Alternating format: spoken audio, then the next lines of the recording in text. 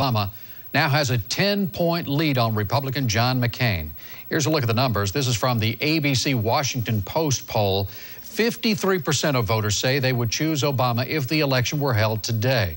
43% would pick McCain. Florida election officials are hoping for a wide margin when the ballots are finally counted in this presidential race next month. As Krista Claus reports, anything less could mean a legal fight similar to the 2000 election.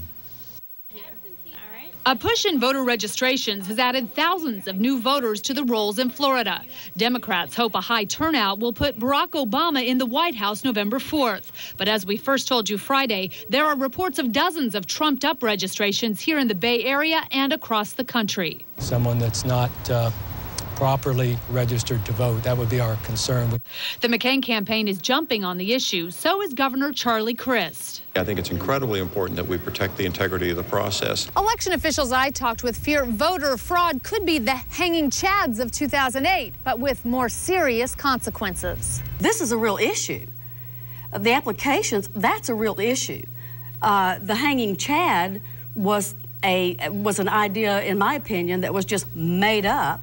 Pinellas County Election Supervisor Deborah Clark turned over 36 bogus registrations to the state attorney's office last week. Florida law mandates an automatic recount in the event of a razor-thin margin of victory, so Clark's office is hoping for a clear-cut winner. We always say we don't care who wins, we just want them to win big.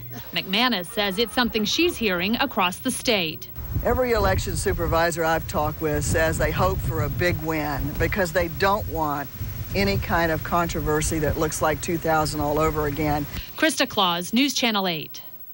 We also spoke with the Obama campaign today. Spokeswoman Adora Andy says the number of fraudulent voters detected so far is a small number and that the campaign is confident election officials will take care of the problems.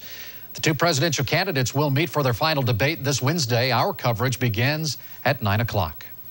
At one Tampa law office, the windows are broken and glass litters the ground, but campaign signs still stand strong. When attorney Richard Agster showed up at his office this morning, he found a big mess. Someone had smashed a glass liquor bottle through his windows and knocked down his campaign signs.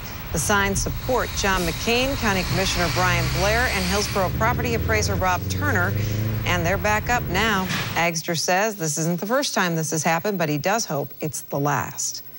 New billboards around Hillsborough County are asking voters to vote yes on the county mayor veto on November 4th. The advertising effort comes from a group that supports creating the position of county mayor. Supporters want the county mayor to have veto power over the 7-member county commission. At a later date, voters would then have to decide whether they want the position to exist at all. That question was on the ballot, but it was knocked off after a long court battle. It could be added to the ballot in 2010.